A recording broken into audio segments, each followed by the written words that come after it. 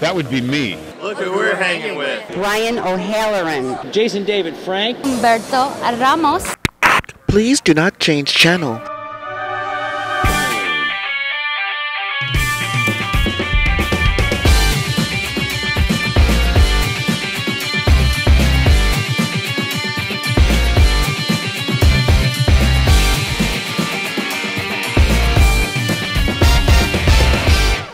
Hello, World Wide Web. Welcome back to the Hangin' With Web Show. I'm GW Pomichter. Thank you so much for logging on and tuning in. We hope you'll go down and hit subscribe. Come back over and over again. We've got authors, we've got filmmakers, we've got artists, we've got musicians, we've got creators of all kinds on the Hangin' With Web Show, and we're bringing them to you every single day that I can. And not the days that I can't. That's how that works. So we're here and we're hanging with author DW Rigsby. Yes, all right. You got it right. Thank you very much. All right. He is the author of Inspectre. Inspectre, right. Inspectre with Spectre. Yeah, it's a bit of play on words, right? See what he did there? It's because he's a word guy.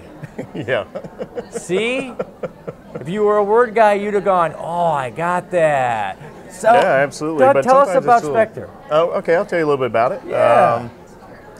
So Inspectre, really, I want to back up just a little bit because when I first kind of came with the concept of Inspectre, the main character, Lucius Samuel Stockhelm, he came out of another book I was writing called White Rooms. And it was very unexpected for me. I was writing a book about demonic possession, right? Because that's what one does. That's what one does. That's what one does. Exactly. And kind of what someone might experience actually being possessed by a demon, right? And so out of this book that I was writing, ran out of meds. Yeah, I ran out of meds. I forgot my Wellbutrin. But yeah, I ran out of my meds, and Lucius Samuel Stockhelm, he stuck out in this book, White Rooms, and White Rooms really kind of it kind of died off. I might resurrect it, but write it a little bit differently. But out of that, this character emerged, and I was like, there's something here about this guy that I want to explore a little bit more, and I've got to find out more about who he is, because you know, he was like this interesting fellow, late 19th century inspector, like a detective. And I'm like, okay, what am I going to do with this guy? So I went in and started exploring him a little bit more and writing the story out. And what's interesting is that my wife, Lydia Rigsby, she's my story consultant, and she has a business, Arm Story Consulting. But she's been my story consultant, basically development editor, and helped me with the story. And one thing was, when I was writing Lucius, and I wrote the story out, she tells me, she's like, you know, your character is kind of whiny. He doesn't really come across, you know, and you might want to think about pairing him up with somebody else and doing something about that. So I said, all right, let me think about it. So I did, and I thought about it, and what I did is I paired him up with a ghost. So his sidekick is a ghost. As one does, in a supernatural detective series that I'm writing, and I'm writing the prequel right now. Fantastic. For this, and I'm going to be giving it out to followers and fans. I've got about 4,000 Facebook followers now. So if you're listening and you're on my Facebook, you'll be expecting this, but I'm going to be sending it out. You're listening and you're on his Facebook. That's my right. GW Pomichter page needs about 3,000 of you to come on over to. I'm just saying. That's right. If you're not too busy, buy the book. Come and see us. Yeah. Just saying. Come and do it. Yeah, absolutely. No, you're doing great, man. That's awesome. No, I'm going to give it out for free. It's going to be like a free kind of look into my writing style, what the story series is all about, how it all began with Lucius, right, and where that all started and the interaction that he had. How long has Inspectre been out? Inspectre has been out since October last year. October last year? I What are readers thinking so far? You know what? I'm getting actually a lot of great feedback on it. Most of my readers think they really love it. We eat stars. Yeah. We eat stars. Leave stars. Yeah. We like stars. But really, actually, they do. They really have enjoyed it. I've been getting a lot of great feedback on it. And one thing that I noticed is that a lot of people, they get into it and they're like, they're not sure what the story's about at first. They're like, they're not sure, but they get a couple chapters in and then it just grabs them and they just go all the way through the end and they're just like, wow, that's a really interesting story. Different take, you know, that's the on the beautiful genre. thing about the medium of writing. Absolutely. Is that you have time to build solid exposition. Yeah. So someone may not, jump on in the first chapter or the first 2 chapters, but they're getting enough exposition so that when they finally are hooked, they know what they need to know to move forward. Right. And as the authors, we are able to build that kind of exposition. If you look at some of our filmmakers or some of our visual mediums, they only have a short period of time to do that. Right. We have the benefit of page after page to build something. That's right. And try to hook different audiences with different things. Some will like those backstories, and you're working on a prequel now, so obviously some people liked the stuff that was, the backstories and the exposition that you had. So, see, she does that to me. I have written a bunch of questions in advance, and then she just grabs them and she picks the weird ones. That's what she does. Okay, you write supernatural detective stories. So, if you could talk to any ghost, if you could have a ghost on your shoulder while you're doing what you do, who would it be? That's an interesting question. Who would that be? Well, let's look. I'm trying to think. The inspector has he's a detective. What is his ghost? What was his ghost? Is that what is his partner, collaborator? Alarbus is his name.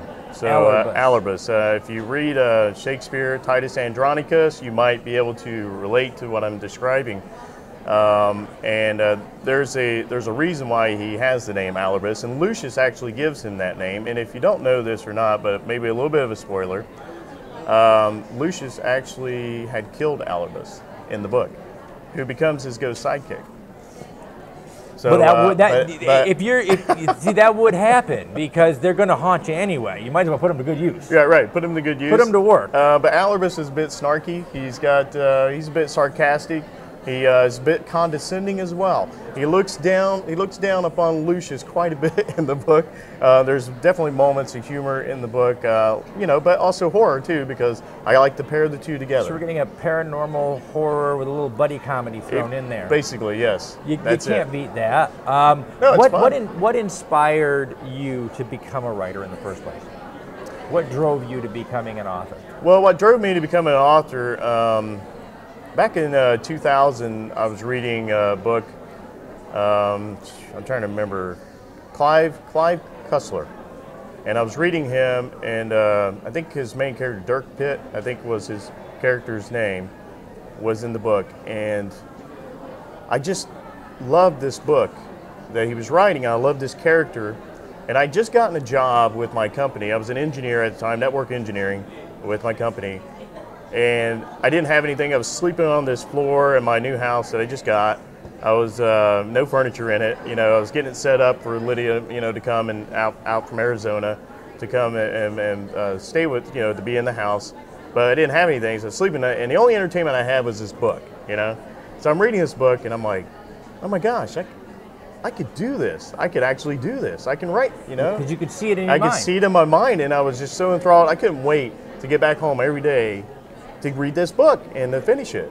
But the thing was, I shelved it. Because I was so, once life kind of started back up and I'm back into my engineering job and I'm doing like long hours trying to do all this testing, quality assurance stuff, I kind of shelved it. But then it came back to me again, and I've been writing for probably last decade. Wow. Actually, pretty seriously, I spend a ton of time. Every week, every evening I write. Weekends I write. That's fantastic. I'm constantly doing That's that. awesome. Yeah, thanks. It is, being a creative person is a labor of love. You have to love what you're doing. There's a lot of work that goes into it. You work hard at the day job all day long, and you come home and it's like time to bake the donuts on the old commercials. It's time to type the next story. Absolutely. And you have these ideas in your head, but the discipline to take them from here to here. Right. Is something that takes discipline and well, it does take discipline. It takes an enormous amount of effort and discipline. How much time and do you spend writing when you can? I probably write on average, I'd say at least minimum is about 2 hours a day. Now, at least. as creative minds go, in the writing community, there are really 2 types of writers we found. We have pantsers and plotters. Guys that have to plot this out and outline it for 36 pages of outline before they start, and guys who just sit at the keyboard and just rock it. What are you? I'm a mixture. A mixture? I am. I had started out because I was reading a book Stephen King had wrote, I think a memoir on writing, I think it was. And he talks about how his writing style is he writes from like A to Z, right? And he just puts someone in a situation and he wants to see how they'll work their way out of it. So I took that approach into writing, and he doesn't like plot. He thinks plot is shifty and is best under house arrest, right? That's what he says. And I took that to heart, and I really, really dug in and started writing from this A to Z perspective. But I also knew that, Stephen King also talks about you'll find your own process, your own style. And I did, because I came back and I leaned heavily on another, he's not a writer, but he's a coach, Robert McKee, who writes a book called Story. But it's all screenplays. I used to write screenplays too. I've written about 8 feature-length screenplays as well. Fantastic. And thanks, I appreciate it. So, but out of that, between those two, and then Stein on writing is another great, mentor. But just a bunch of them. I can't go through all of them because there's a lot of them. But out of that, I've also learned from Patterson recently that outlining is actually a pretty good way to go. And it's a little bit different than plotting and plot are actually different. A lot of people don't understand that there's a difference between plotting and plot. Is a roadmap. Yes. To plot where you're going is to make a map, an outline, something that keeps you on task and on focus, because the voices in your head will start doing what they want to do. They will. And every once in a while, the author has to whip him into shape. They get back on the path we're started down. And sometimes they go, sometimes they don't. Those characters are short-lived. We kill them. Absolutely. When they won't do what they're told, they're gone. But that does happen, right? And so you need something to keep you headed in your direction. You have to architect it, right? It's like anything else. It's like I work in network technology. We build architectures first. And out of the architecture, then you put the pieces together, right? And then you vet it out and you're testing it to make sure it works. But if it's not harmonious, it's not going to be any good, right? Mm-hmm. You've got to create the environment to where something can be achieved. And if you're not creating the environment by actually architecting your story, then you're going to have a lot of challenges, I think, as a writer. Well, I think I always try to... At least that's my experience. We always tell our young writers, too, that the advantage to plotting things out a little bit is not only to keep your characters and your story focused, but to make sure that you're telling the kind of story that is unique to the reader. Because if it's the same thing as happens to us every day, it's not interesting to read. Well, that's our characters are there to tell a very human truth, but they're also there to show transformation and change. And that's plot. And if the character falls into the category of, hey, his life is just like mine, I can go to work and do that. I don't need to read it. So it is to have that combination is really good. She's holding up the shut up card, and I'm not a fan of this particular card. That's fine. I could go on and on and on and talk about this. Believe me, we want you guys to check out Inspectre. We're going to put links down below so that you can find DW Rigsby online. You can find Inspectre. You can look for the prequel coming soon. Absolutely, By Lantern Light. That'd be the title. By Lantern Lights. He's ready. He's ready to go. We're going to say thank you to our partners and friends at Something Unique Magazine, Famous Faces and Funnies, Krypton Radio, Asylum Convention Entertainment Services, Off the Chain Radio with author Yvonne Mason, Space Coast Comics, our great friends at iHeart Books. iHeart Books. Look them up online. Sponsored by the Florida Writers Association here. And we want to remind you guys, come back over and over again. Subscribe. Log on, tune in, see who we're hanging with next.